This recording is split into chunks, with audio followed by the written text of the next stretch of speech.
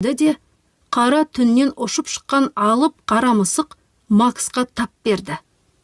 Қорыққаннан екеуміз де айқайлап жібердік. Макс орнынан ыршып түсті. Ал мен қолымды созып, оны терезеден ішке тарта бастадым.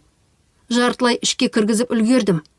Мысық оның шалбарына жармасып, тырнағымен жабысты. Макс аяғымен серпіп қалды да, әлгі мақұлықты ұшырып жіберді. Өзі болса терезеден бөлмеге қарғып түсті. «Бұл не өзі?» деді ол ентігіп. «Бір жынырған мысық қой бұл. Бұндай алып мысықты өмірі көрген емеспін». «Я, құтырған сияқты. Бірақ меніңше, бұл еркек мысық емес, ұрғашысы», дедім мен сабырға келе бастап.